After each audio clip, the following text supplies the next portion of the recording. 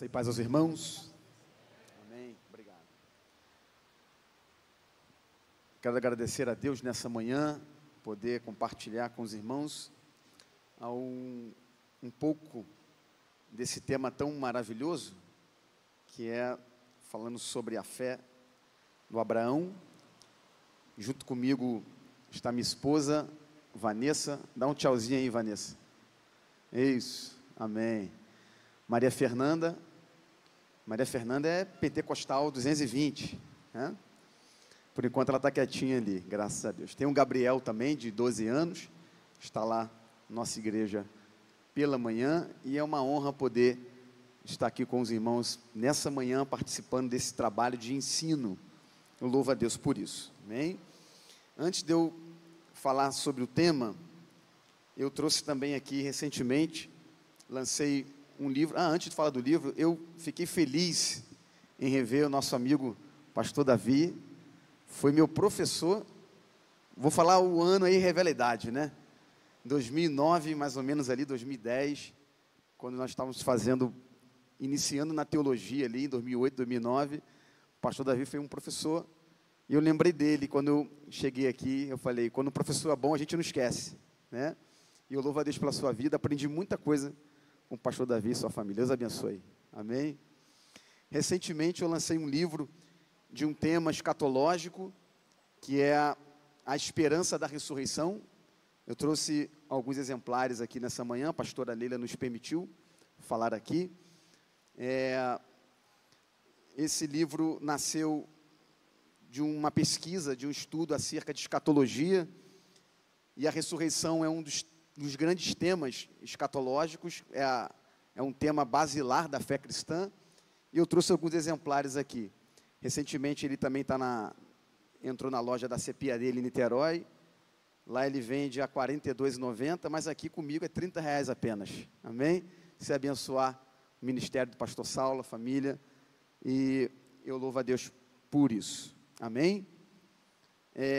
Eu quero falar nessa manhã sobre o tema a visão escatológica da chamada de Abraão, amém?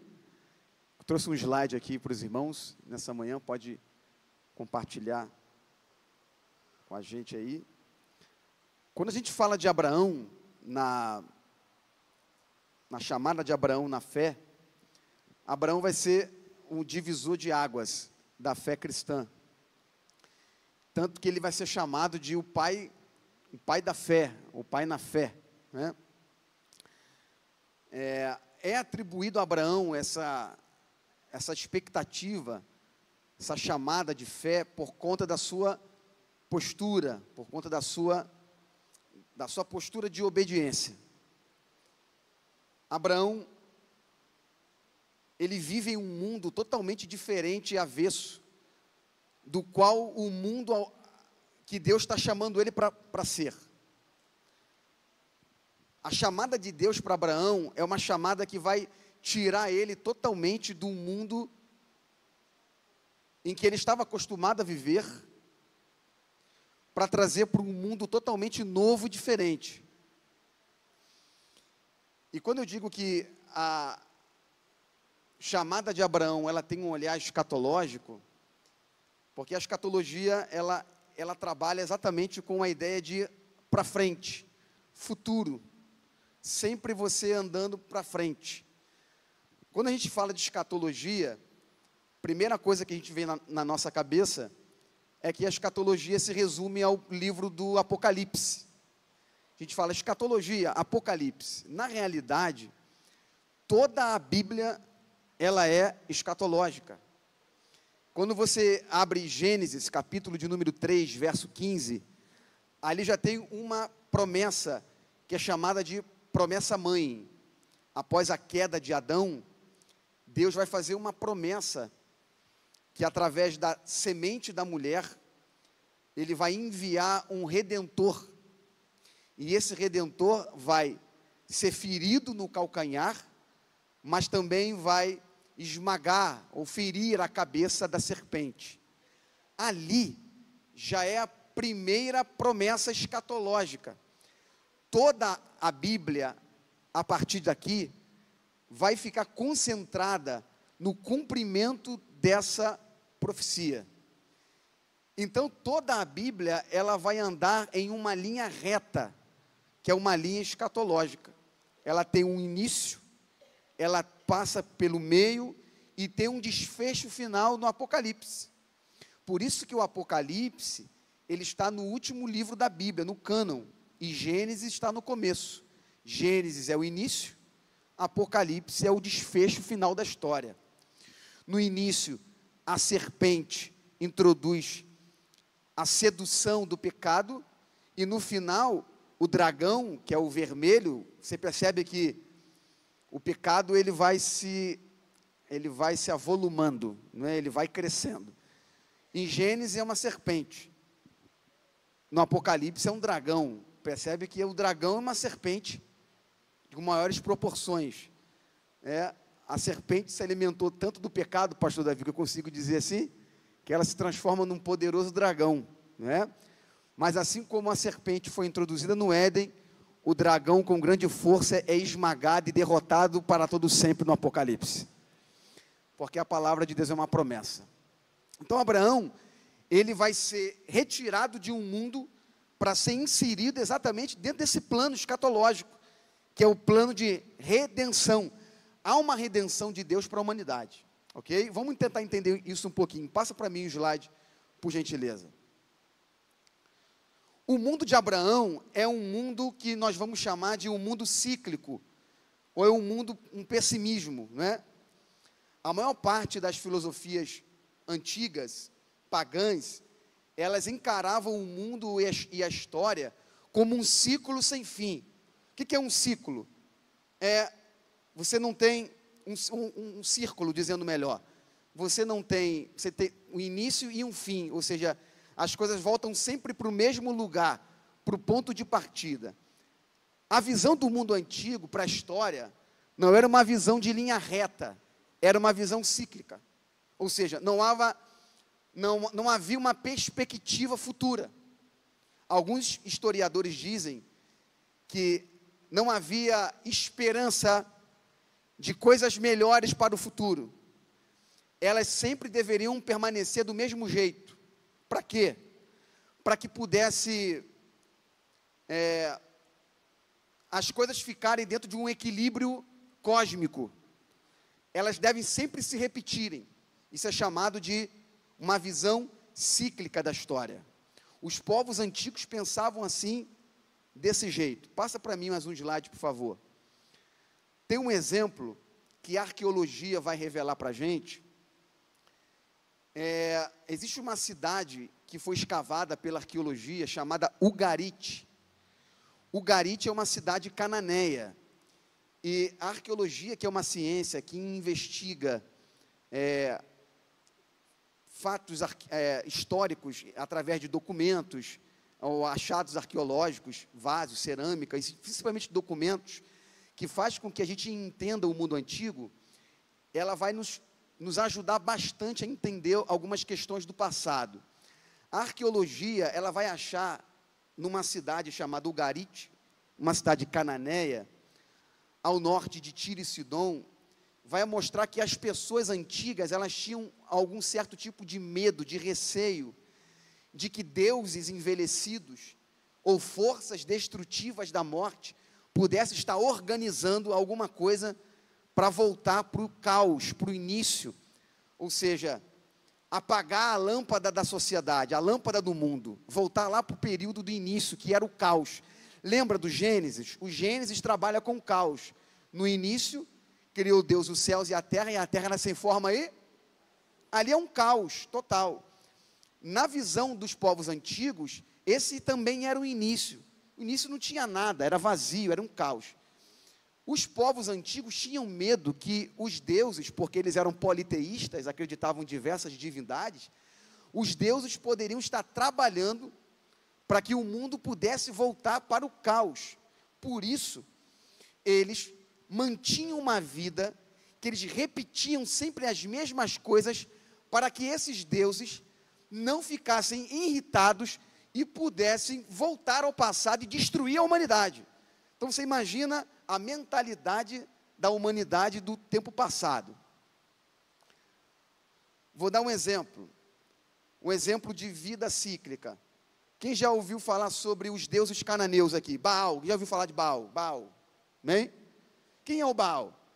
Baal era uma divindade cananeia, não é? O ciclo de Baal era um ciclo muito conhecido.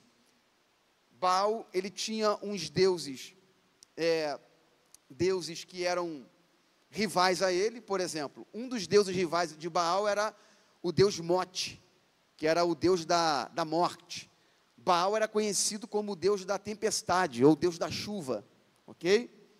Toda vez que os cananeus queriam que chovesse, clamavam para o Baal. E aí Baal, claro, na mente cananeia, Baal derramava chuva e trazia prosperidade. Só que Baal tinha um deus rival, que era o Mote. E o Mote era o deus da morte. E eles brigavam entre si, tinham essa rincha. Toda vez que a terra estava produzindo frutos, chovendo, Baal estava ganhando a guerra. Toda vez que a terra estava em seca, não produzia, Mote ganhava a batalha. Vou fazer uma pergunta para vocês. Quando é que essa luta de Mote e Baal termina?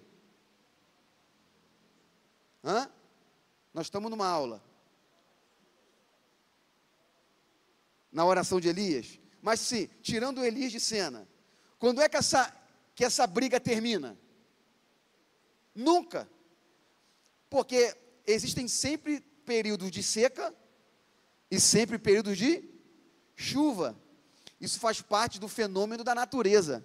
E os deuses cananeus, eles estavam atrelados aos fenômenos da natureza. Isso é um ciclo, ou seja, isso nunca termina. Vai ter períodos que Baal sempre vai ganhar. E outros períodos Mote vai sempre ganhar. Esse é um exemplo de uma vida que não tem futuro. É sempre repetindo as mesmas coisas. Pegou? Passa para mim. Mais um slide, por favor. Abraão, ele vai viver num mundo exatamente como esse. Eu trouxe um exemplo aqui da ideologia da época de Abraão. Abraão era um mesopotâmico. E todo mesopotâmico também estava inserido dentro dessa visão que tudo se repete. Por exemplo, tem uma palavrinha pequenininha, eu queria que você repetisse comigo. Diga assim, me. Ponto, me. Já falou uma língua mesopotâmica aí, ó.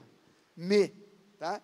O que eram os meis na ideologia de Abraão, na Mesopotâmia? O me era como se fosse uma qualidade, um atributo divino. Existiam diversos. Poderia ser um me de soberania, divindade, trono, templo, pastoreio, vitória. Enfim, haviam muitos meis. Por um exemplo, vamos supor que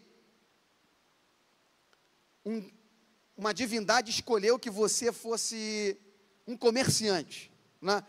Essa turma aqui, levanta a mão aqui, vocês, levanta a mão assim. Vocês são comerciantes, amém? O que vocês são? Comerciantes, beleza. Vocês trabalham no comércio, show? Vocês aqui são ourives. Vocês são o quê? Trabalha com ouro, levanta a mão aí. Pegou? Oh, glória a Deus, amém. Aqui vocês vão pertencer à monarquia. Olha que coisa boa, hein? Vocês vão ser os príncipes e os reis. Levanta a mão aí. Pegou? Lá de cá, vocês vão ser os pastores. Ó. Pastoreio, amém? Um pastorear ovelhas. Então vamos lembrar agora. Vocês são o quê? Comerciantes. Vocês? Ourives. Vocês? Monarquia, rei, príncipe. Vocês são os? Então, cada um de vocês, na visão mesopotâmica, recebeu um ofício pelos deuses. Você é comerciante, ou você é ourives, ou você é da monarquia, ou você é pastor de ovelha, e assim, existiam diversos tipos de funções. Qual é o problema? O problema é que você deveria ser sempre isto ao qual lhe foi dado, e não pode mudar, porque é função dos deuses. Se você que é comerciante tentar ser ourives, você vai causar um desequilíbrio cósmico. Você deve ser aquilo que foi chamado ali e dado pelos deuses. Olha que coisa doida. Isso é um mundo cíclico.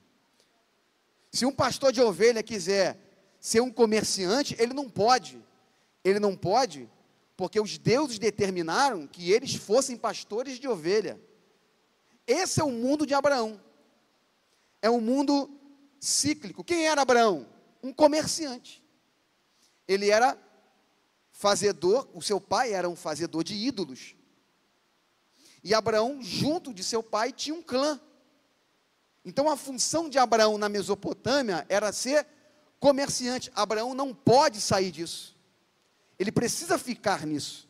Mas é nesse momento, em Gênesis capítulo 12, Deus olha para Abraão e disse: Abraão, sai do meio da tua terra, sai do meio da tua parentela e vai para uma terra que eu ainda te mostrarei. Deus está tirando Abraão do ciclo mesopotâmico para colocar ele dentro de um plano escatológico, dizendo: Abraão, eu tenho um plano futuro para essa nação e você faz parte dela. Eu queria que você olhasse para alguém e dissesse assim: você faz parte de um plano escatológico.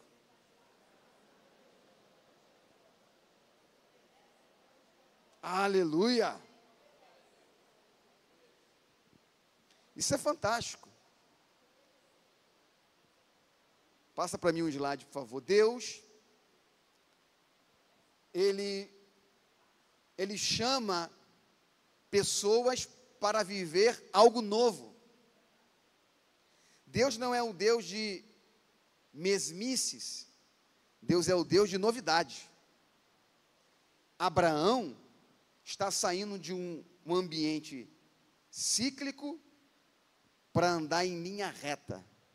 E eu estava lendo isso aqui, o Espírito Santo falou comigo. Ele disse assim: meu filho, quem eu faço uma chamada, tem um olhar sempre para frente. Ele nunca fica andando em círculo, ele sempre olha para frente, porque é Deus de propósito. Deus, quando chama você, Ele coloca um propósito na sua mão. E esse propósito nunca vai fazer com que você ande em círculo, mas sempre andando para frente. Paulo diz assim, olhando para frente, para o alvo que está estabelecido. Nós temos um alvo. Qual é o nosso alvo? O alvo é encontrar com o Senhor Jesus Cristo nas nuvens do céu, e nada vai impedir que isso aconteça. Então Abraão tem um chamado de o pai da fé, porque ele recebeu um chamado de Javé, estando ainda dentro desse sistema cíclico que regia os povos do Oriente Antigo, tá? Então, o chamado de Deus para Abraão é um chamado desafiador. Diferentemente dos deuses pagãos, que estavam moldados dentro desse ciclo interminável, Javé tem um plano. Ele tem um plano que está no presente, olhando para o futuro. E isso, ele chama Abraão para viver. Então, ele chama Abraão para viver uma verdade. E a verdade de Deus é uma verdade diferenciada. Passa para mim, por favor, mais um slide. Aí eu ia perguntar para você, qual era a verdade de Abraão? E se eu fosse fazer essa pergunta hoje aqui, é uma pergunta até filosófica. O que é verdade? Você pode perguntar para alguém aí do lado, você sabe o que é verdade? O que é verdade? É verdade, o que é verdade? O que é verdade, irmãos? No contexto turbulento hoje, muita coisa é verdade, né? Muitas coisas são verdade. Mas há 3 conceitos de verdade no mundo, mas só uma pertence ao plano escatológico. E só uma pertencia ao plano de Abraão. Tá? Então, dentro de uma perspectiva sociocultural, transitam elementos que caracterizarão uma verdade absoluta, presente em determinados grupos. É claro que no período do Abraão aqui, os 2 conceitos de verdade que eu coloquei ali no slide não existiam ainda. Eles vão existir no futuro. Mas eles servem para ilustrar aqui a verdade que Abraão carregava. Qual é o primeiro conceito de verdade que tem no mundo? É o conceito latino. É o chamado veritas ou varitas, né? Beleza? É um conceito latino que é usado até no conceito jurídico. Esse conceito significa, verdade dentro desse conceito significa provas ou veredito. Vou dar um exemplo. Chega diante de um juiz acusando uma pessoa de algum tipo de crime. Para um juiz, só é verdade aquilo que você está acusando alguém ou sendo acusado, se tiver provas. Me prova para ver se isso é verdade. Se o advogado for muito bom, ele consegue inocentar alguém que não é inocente, porque ele trouxe provas. É assim que funciona. Porque para um contexto de verdade jurídico, só é verdade se pode provar. E esse contexto de verdade está no mundo. Você pergunta para as pessoas, ou você comenta algo para alguém, sobre qualquer tipo de verdade que você sabe, alguém pode usar esse conceito para você dizendo, me prova isso que você está falando. É um conceito de verdade que está no mundo, ok? O segundo conceito é grego, é o aletheia. Pegou aí, irmãos? Diga assim, aletheia. Falou grego, ó. Aletheia significa real e presente. O que é verdade dentro do conceito grego? É aquilo que pode ver, está presente diante dos meus olhos. Eu coloquei na imagem ali, uma imagem bem sugestiva. Tomé, ele está dentro de um contexto de verdade grego, embora ele seja judeu, ele está dentro de um contexto de verdade grego. Jesus, quando ressuscita, os discípulos falam assim, o mestre ressuscitou. Ele diz, não é verdade. Eu não vi, não toquei. Se eu não ver e não tocar, não é verdade. Aí Jesus aparece para ele e fala assim, Tomé, toca aqui então. Aí ele toca, aí ele se ajoelha e fala, Senhor meu, Deus meu. Aí Jesus fala assim, porque você viu, você creu? Bem-aventurado os que não viram, você, eu, mas creram. Quando Jesus fala isso, ele está entrando no terceiro conceito de verdade, que é a emuná. Eu queria que você gritasse isso, diga emuná. Emuná, aí já falou hebraico, um dia só, você falou grego e falou hebraico. Ó. Hebraico, essa palavra traz a ideia de fidelidade. É um conceito de verdade hebraica, vindo da palavra emet no hebraico, verdade. E o que é verdade para um judeu, para uma comunidade hebraica que Abraão é o primeiro pai da fé? As palavras de Javé, elas são verdades. Pegou? Pegou aí, irmãos? Então, para Abraão, o que é verdade para ele, é o que sai da boca de Deus. O que Deus disse para Abraão, isso é verdade. Por isso ele é o pai na fé. Porque quando Deus disse para ele assim, sai daí, e vai para uma terra que eu ainda vou te mostrar, Abraão não se vale do conceito de provas, ele não diz, me dá uma prova para ver se essa terra existe, e ele não usa do equivalente da verdade grega, olha, me amostra essa terra, deixa eu ver com os meus olhos, para ver se ela é real. Simplesmente ele ouve a palavra de Deus e diz, de fato, é verdade. Ele levanta acampamento e vai para uma terra que ele nem sabe, ele nunca viu, ele não pede prova, mas ele sabe que é verdade, porque foi Deus que disse. Pastor, o que significa isso? Significa que a igreja, ela não anda segundo o que vê, e nem aquilo que se pode provar. A igreja anda segundo a verdade de Cristo. Se Cristo disse para você, mencionou nas escrituras, pode valer e assinar embaixo, é verdade. Pastor, mas o mundo não acredita, o mundo pede provas, e às vezes o mundo precisa ver, o mundo precisa, você não, você está debaixo de uma palavra. As palavras de Deus, elas são verdade. O mundo crendo ou não crendo, elas irão acontecer do mesmo jeito, porque Deus não precisa que o mundo acredite em suas palavras para que elas aconteçam, porque ela é verdade por si só. Esse é o contexto de verdade de Abraão. Verdade.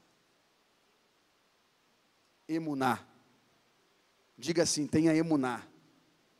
Diga creia. É o suficiente. Amém?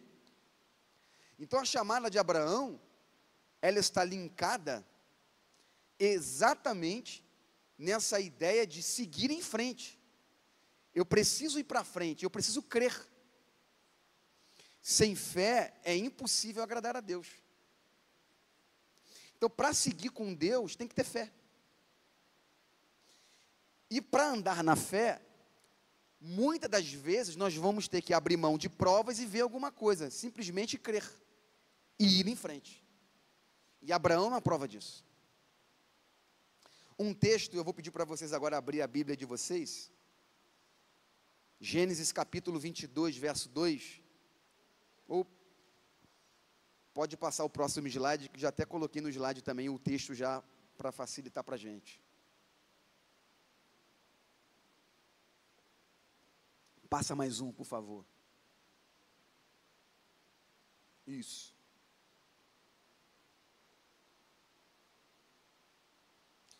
Um texto divisor de água, ou uma passagem divisora de águas na Bíblia, vai ser Gênesis 22, capítulo 2, Gênesis 22, verso 2, aonde Deus vai dar uma ordem para Abraão, e essa ordem vai ser uma ordem aonde ele vai ter que enfrentar um desafio que Deus vai colocar diante dele. Essa passagem é divisora de água, porque ela está impulsionando Abraão a ir para frente.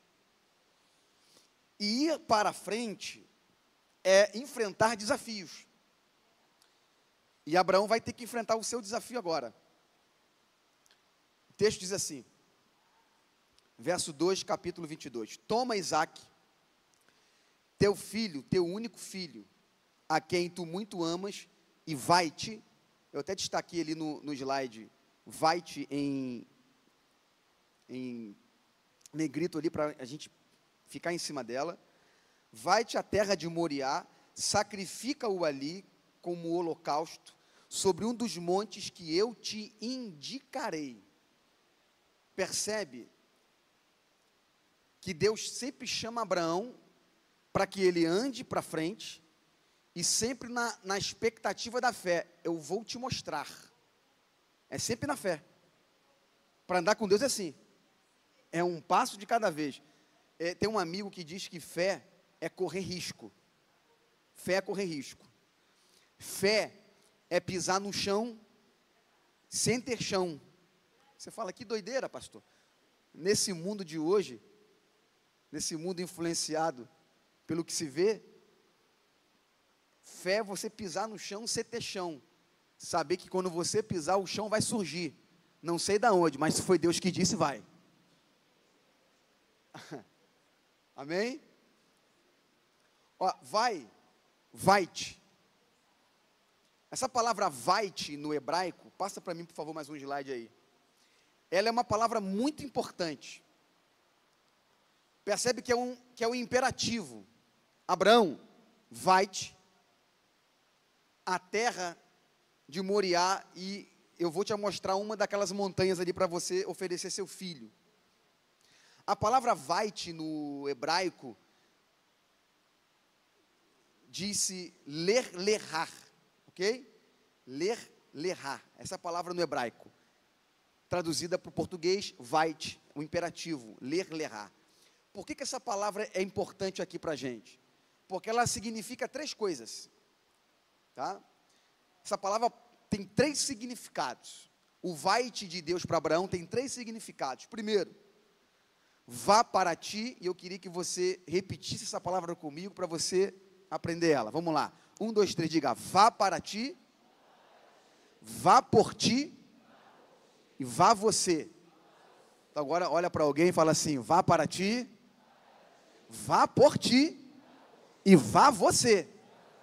Pegou? Ler-lerrar significa isso.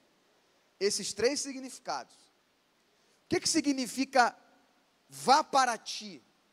Vá para ti significa vá para dentro de ti. Ou seja, a primeira caminhada de Abraão era uma caminhada de reflexão. Ninguém pode ir cumprir um objetivo de Deus sem antes fazer uma autoavaliação. Ninguém pode ir sem antes refletir. A caminhada cristã é de autorreflexão. A gente não caminha afoitamente. A gente não sai atropelando os pés pelas mãos. É necessário fazer uma autorreflexão. Então, a primeira caminhada de Abraão, antes de ir para frente para o Moriá, ele caminha dentro dele mesmo. Ele reflete. Vá para ti. Reflita.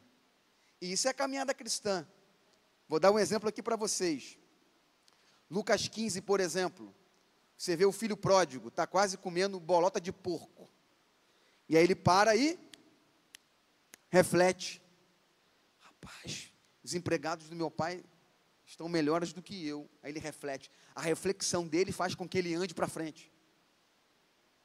Zaqueu acaba de ouvir Jesus, reflete. Metade dos meus bens vou repartir com os pobres, se tem defraudado alguém, eu vou restituir 4 vezes mais. Reflexão. Jesus está na cruz, o bandido da esquerda diz, desce daí, salva a ti mesmo se tu é o Messias.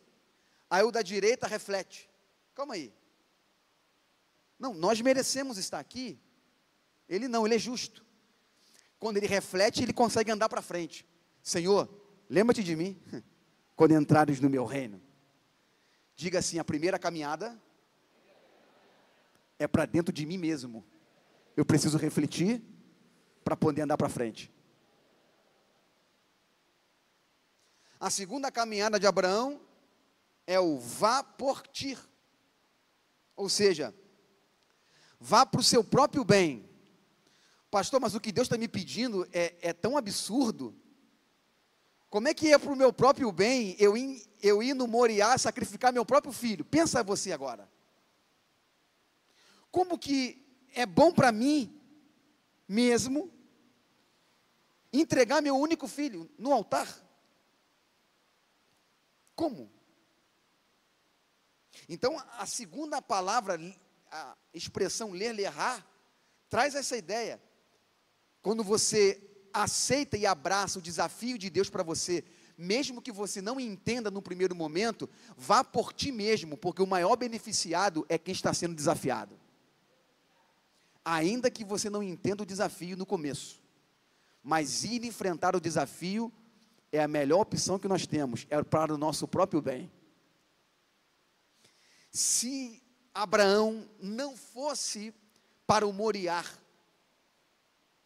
jamais ele ouviria, depois do desafio, Gênesis 22, 17 e 18. Bota no telão para mim, por favor. Gênesis 22, 17 e 18.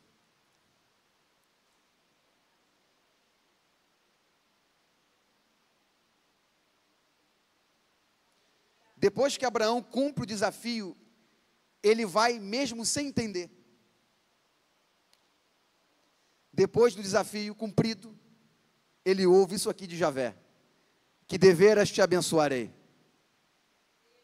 grandissimamente, multiplicarei a tua descendência como as estrelas dos céus, e como a areia que está na praia do mar, e a tua descendência possuirá a porta dos seus inimigos.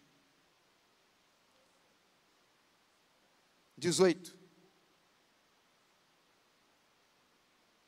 E a tua descendência serão benditas todas as nações da terra, porquanto obedeceste a minha voz. Diga assim: o maior beneficiado sou eu mesmo, quando obedeço a voz daquele que me chamou.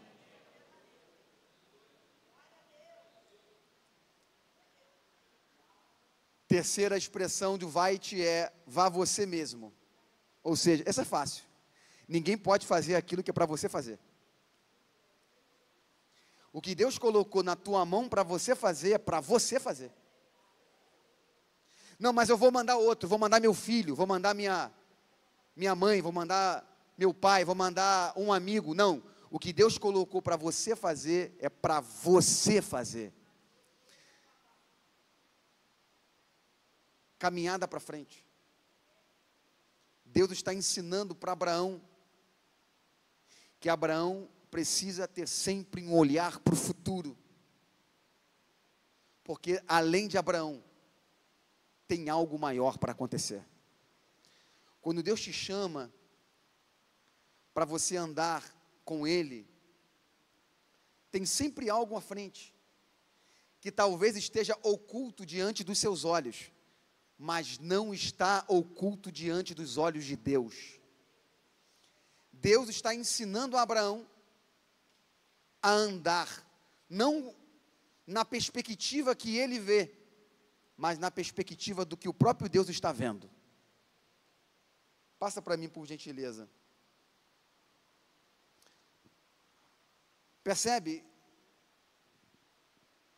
que em todas as vezes que Deus chama Abraão, Abraão nunca pergunta nada para Deus. Como? A única vez que ele perguntou como, ele acabou fazendo algo que não deveria ser feito. Quando ele fala, como serei pai, já avançado de idade? E aí aparece lá uma alternativa, dele dormir com a escrava, e nós vemos repercussão hoje no século 21, daquele resultado, dele ter deitado com Agar. Nós sentimos reflexos hoje. A única vez que ele pergunta, como? Quando Deus fala com a gente, nunca pergunte, como? Diz, Senhor, eu creio. Pegou ou não pegou, irmãos? Amém? Diga, eu creio. Eu creio. Ah, mas é absurdo. Eu creio. Abraão não pergunta nada para Deus, não simplesmente porque confia que ele poderá ressuscitar o rapaz, mas sim porque ele está aprendendo a ver a situação como o próprio Deus a vê. Isso aqui é fantástico. Isso aqui é forte demais. Gênesis 22, verso 8, quando ele está subindo para levar o menino para o sacrifício, Isaac pergunta para o pai o seguinte, pai, aqui nós temos o cutelo, a lenha e o fogo, mas está faltando o elemento principal, o cordeiro.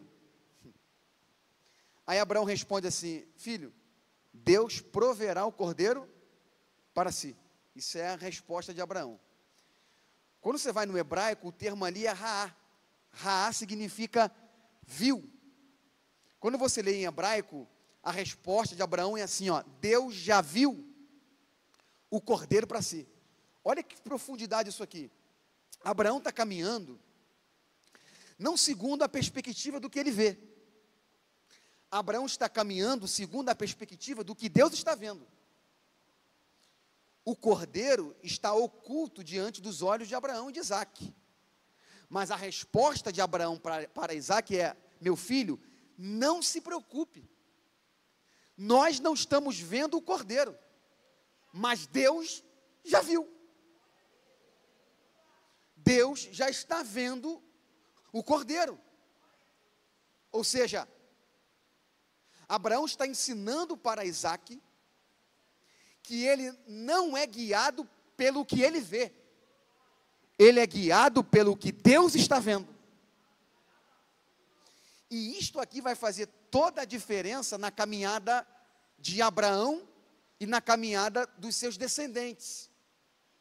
Andar com Deus não é andar segundo o que vemos, é andar segundo o que Deus está vendo. Porque Deus está num plano diferente do nosso. Deus, quando fala com você, mesmo que seja absurdo o que Ele esteja falando aos seus ouvidos, Ele já está vendo aquilo que Ele está falando. Entenderam? Vou dar um exemplo aqui. O nosso tempo é o tempo Cronos. O Cronos é esse tempo do relógio, que não para. Então a gente fica preocupado, o tempo está passando, o meu tempo está acabando, estou envelhecendo, será que vai acontecer na hora que eu estou pensando, será que vai dar tempo de acontecer isso que Deus está dizendo? Foi o que perturbou Abraão ao concernente ser pai, é o Cronos.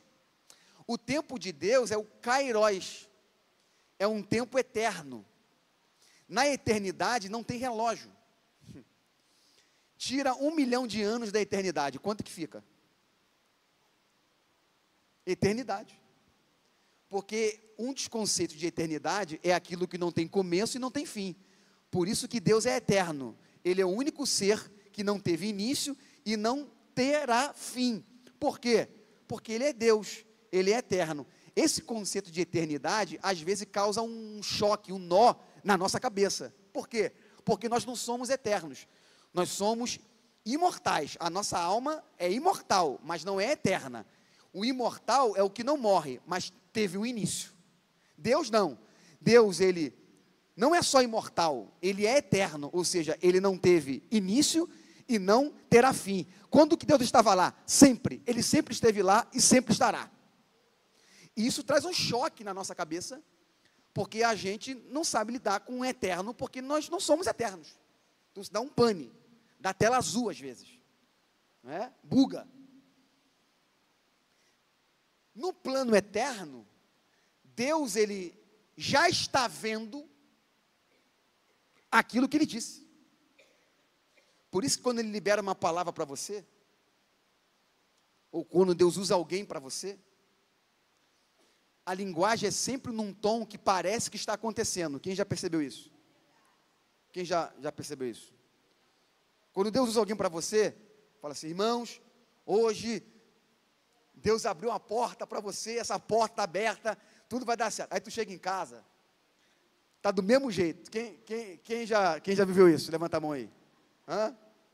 Mas calma aí, pastor Davi, eu estava lá na igreja, Deus usou o irmão para mim, dizendo que estava tudo certo, que a porta já estava aberta.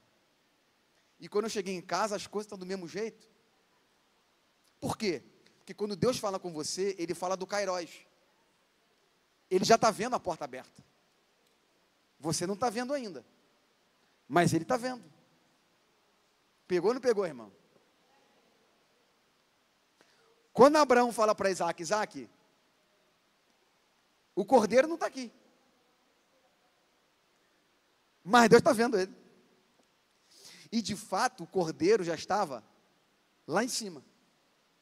Quando ele vai sacrificar o menino, Deus fala assim: não precisa fazer isso.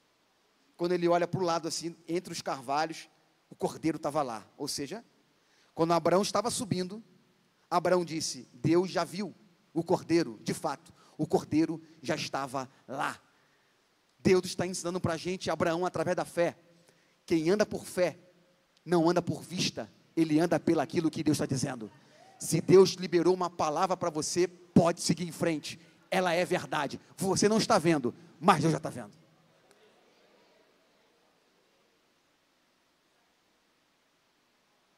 Então, passa para mim, definimos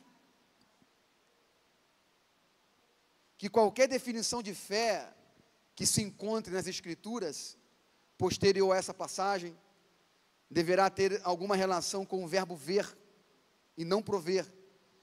Não à toa Abraão é o pai da nossa fé, pois todos os crentes em algum momento de suas vidas terão de passar pela mesma experiência dele, ou seja, ver sem estar vendo. Passa para mim mais um, por favor.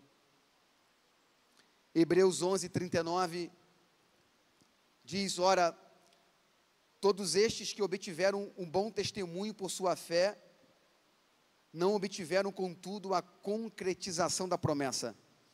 Esse texto aqui, eu fiz questão de destacar ele, porque ele fala dos heróis da fé, e é um texto que está atrelado a Abraão e os patriarcas, em Hebreus. A comunidade dos hebreus estavam desanimando na fé, eles estavam desistindo de seguir a Jesus Cristo, por conta das pressões, tanto da religião judaica, quanto da perseguição do Império Romano. Eles estavam fraquejando e abandonando a fé.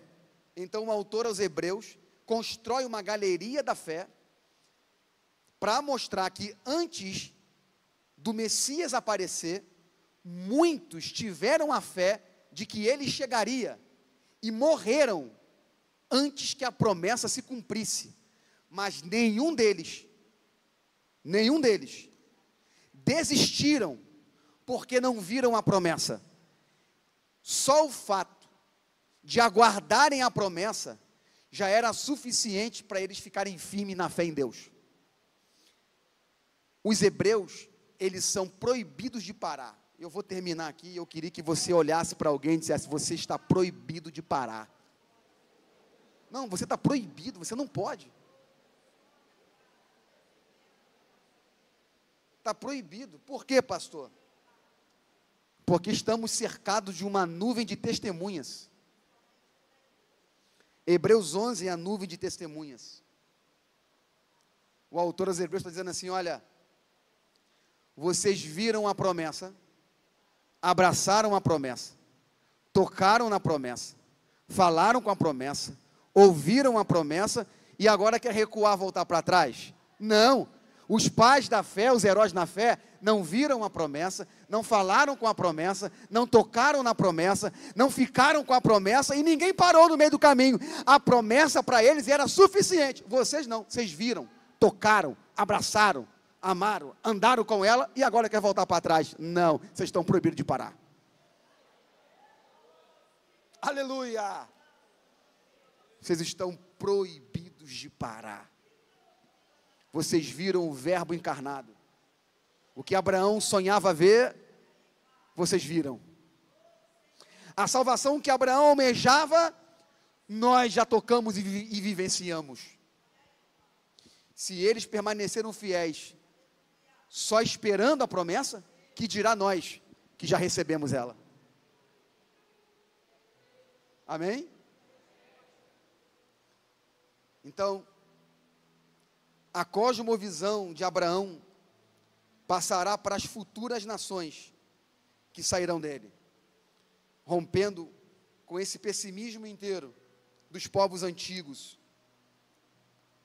trazendo um novo olhar, não mais meramente guiado pela visão social, política e religiosa de sua época, mas ele vai enxergar o mundo sob a ótica de Deus. E eu queria que você repetisse essa frase comigo, para a gente encerrar. Eu queria que você falasse comigo assim: olha, eu não serei guiado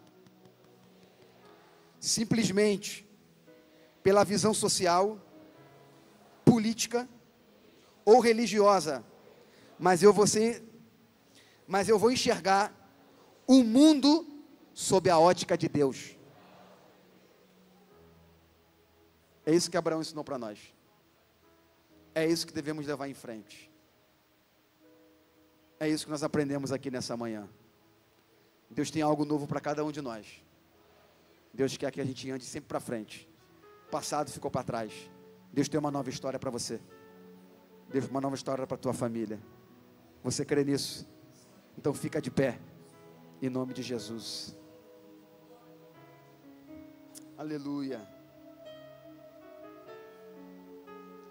E os teus ouvidos, louve a Deus, estão sensíveis para ouvir meu clamor.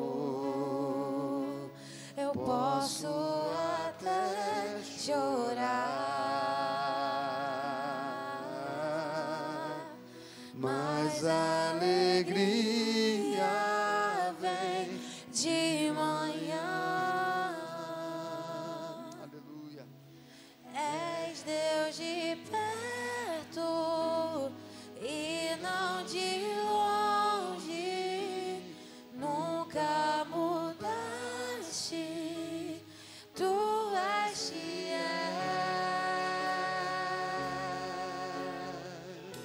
Aleluia. Deus de aliança, Deus de promessas, Deus que não é homem pra mentir. Tudo pode passar, tudo pode mudar, mas tua palavra vai se cumprir. Curva a sua cabeça. Pai bendito, Pai eterno, nós louvamos o seu nome nessa manhã. Nós te agradecemos porque o Senhor tem um propósito com cada um de nós. O Senhor tem sempre uma perspectiva para um olhar para o futuro, olhar para frente. Deus, nós queremos andar dentro dessa ótica. Nós não queremos ser guiados pelo aquilo que vemos. Nós não queremos ser guiados pelo cenário que nos cerca. Nós queremos ser guiados por Ti, Senhor. Ainda que em tudo, em nossa volta, nos diga que não, nos diga o contrário, mas a Tua palavra para nós, ela deve ser suficiente. Ela deve ser guardada com fé, com esperança na alma, porque o Senhor tem algo poderoso para cada um de nós aqui nessa manhã. Por isso, Pai, nós te agradecemos, nós te louvamos. Obrigado porque estamos aqui juntos e a Tua palavra nos levanta, a Tua palavra nos consola, a Tua palavra nos joga para frente, a Tua palavra nos tira, Senhor, do chão, nos coloca para cima, nos coloca nos lugares celestiais. Deus, obrigado por essa igreja. Obrigado por essa direção, obrigado por essa equipe, obrigado por esses pastores, obrigado por tudo que está acontecendo aqui nessa manhã, porque é uma manhã divisora de água, uma manhã que nós cremos que sairemos daqui com um olhar, Senhor, com a nossa esperança renovada, com a nossa fé renovada, e que nós não seremos guiados por vista, mas seremos guiados pela fé. Obrigado, Senhor, por tudo, no nome de Jesus, amém. E amém, você pode aplaudir a Jesus.